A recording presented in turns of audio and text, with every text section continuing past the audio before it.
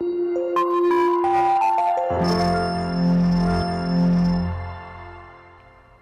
children, how are you? I hope you all are doing good. Children, today I am going to narrate you a very interesting story on a winter's night. On a Winter's Night is written by Munshi Premchand. Munshi Premchand was born in 1880 in Banaras. He was a great Hindi novelist and a story writer. He died in 1936. Halku and his wife lived in a village. They were poor. They owed money to Sohna, the moneylender. Though it was a cold winter, Halku had not bought a blanket. He said to his wife, "Give me some money, Sohna. The moneylender had already come twice. We should give him the money. That's how we can get rid of him." Get rid of him, छुटकारा पाना. उसने money lender से जो है पैसे लिए हुए थे और वो 2 बार उसके पास आ चुका था. तो उसने क्या कहा कि जब वो पैसा उसको वापस दे देगा तो इस तरीके से जो है उनको उससे छुटकारा मिल जाएगा. As there are 3 rupees only, said Halku's wife. We can't return his money. We should buy a blanket instead. Since the harvest is not yet done, we should wait. उसने क्या कहा कि केवल 3 रुपये देने हैं, हमें ब्लैंकेट भी खरीदनी है, वापस करने के बदले हम जो है ब्लैंकेट खरीद लेते हैं. Although Halku needed a blanket badly, he didn't buy it. He had no woolen clothes, no quilts or blankets. Halku didn't like Sohna to curse him.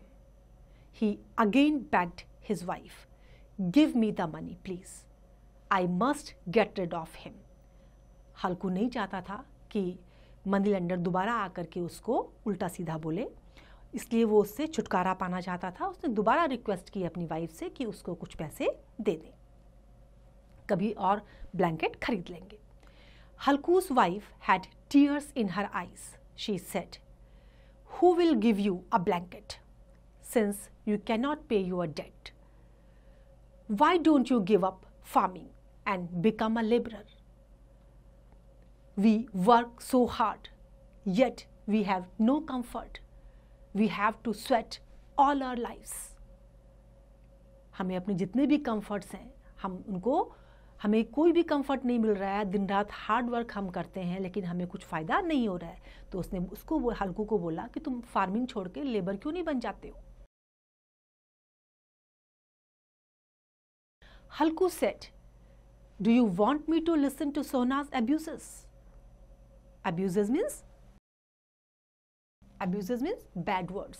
जो किसी को हम गलत बोलते हैं उसको बोला जाता है अब्यूज़ करना. This made her angry and she shouted, "Why should he abuse you? Is he a king? Are we slaves?" But she knew that Halku was right. She didn't like anyone abusing her husband. She took out the 3 rupees and put them in his hand and said, "Since farming doesn't give us enough to eat, you should give it up. We don't have any money to spend. The land needs all the money. We are always in debt." Debt means कर्जे में रहना. Debt का मतलब होता है कर्जे में रहना. What do you get in return for all your hard work? Only abuses. अब हल्कू की वाइफ को जो है थोड़ा गुस्सा आ गया था. उसने कहा कि वो क्यों अब्यूज़ करेगा, क्या हम उसके गुलाम हैं? हम हार्ड वर्क करते हैं, उधार लिया है उसको वापस कर देंगे.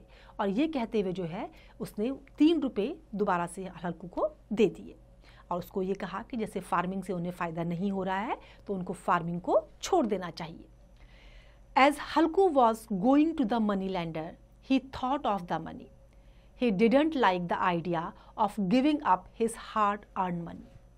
He could easily buy a cheap blanket with his small savings. It would keep him warm. But how would he pay his debt then?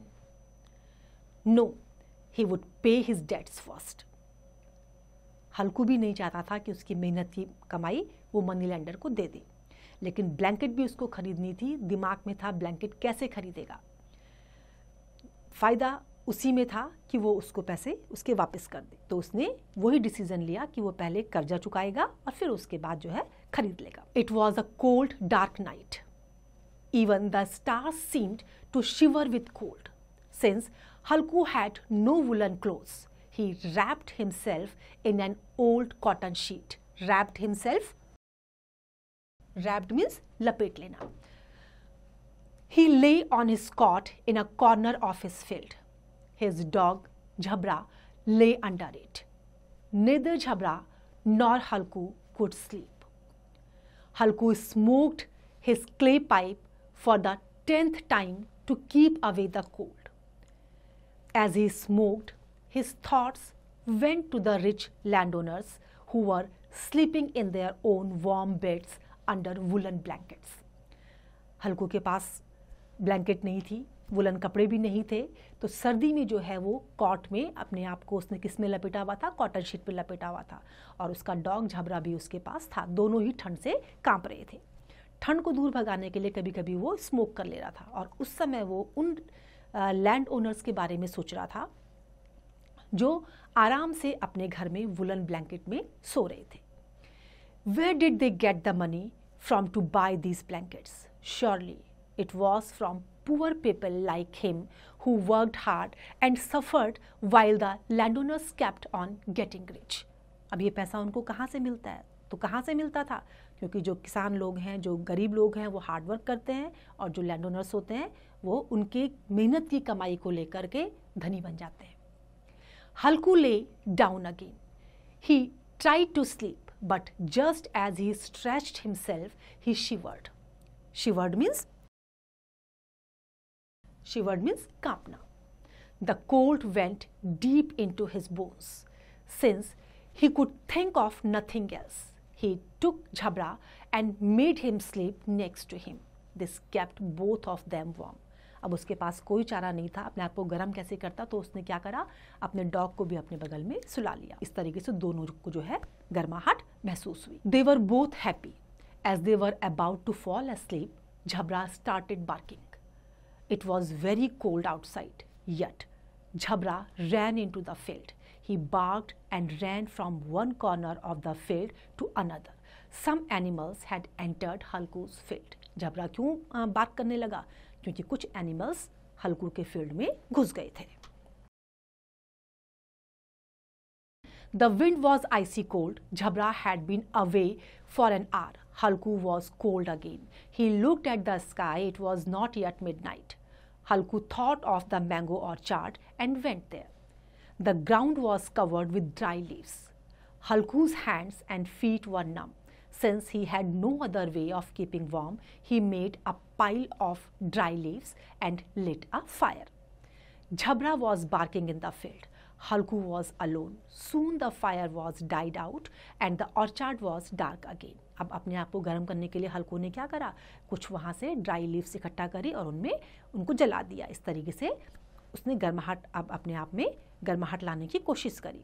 जैसे ही फायर बुझी, उसके बाद दोबारा से जो है उस बगीचे में क्या हो गया था, अब दोबारा से अंधेरा हो गया था। Although Halku was warm now, he didn't go out into the field. He felt extremely lazy. As it became colder, his laziness increased. Increased मतलब बढ़ना। जैसे जैसे ठंड बढ़ रही थी, वो भी आलसी होता जा रहा था। Jhabra was barking loudly. It seemed to Halku that a herd of cattle had entered his field.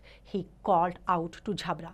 Jhabra didn't listen. He kept on barking. Halku thought, I should not imagine things when Jhabra is there. No one can enter my fields. Again Halku heard the cattle chewing.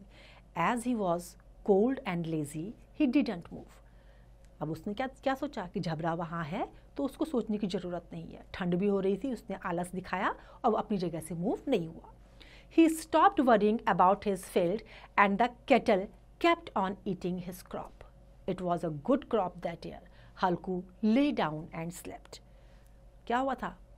Animals घुस गए थे उसमें, हल्कू सोया हुआ था, animals ने पूरा का पूरा जो फसल थी वो सब खा ली। When he woke up the next morning, he saw his wife. He said, "Aren't you going to get up today? Look, the cattle have eaten up all the crop. You should have kept watch." डांटा उसकी wife ने, तुमको देखना चाहिए था, पशुओं ने सारा घास खा लिया। हल्कू replied, "You can only think of the fields. I had a stomach ache. That's why I came here, lit a fire and lay down." किसका बहाना बनाया उसने? पेट दर्द का। Everything was lost, yet Halku and his wife went into their fields. His wife was sad. She said, "Now you will have to work as a laborer." "Yes, and I won't have to sleep in the open on a bitterly cold night like this any longer," replied Halku with a sigh of relief. With a sigh of relief means राहत की सांस के साथ। Wife ने क्या कहा कि अब जो है तुम्हें लेबर का काम करना पड़ेगा, और हल्कू ने भी जो है राहत की सांस लेते हुए क्या कहा कि अब उसको जो है इस ठंडी में बाहर नहीं सोना पड़ेगा। तो देखा बच्चों आपने, आलसीपन की वजह से हल्कू की जो अच्छी फसल थी वो सारी खत्म हो गई थी। तो हमें आलस नहीं करना चाहिए।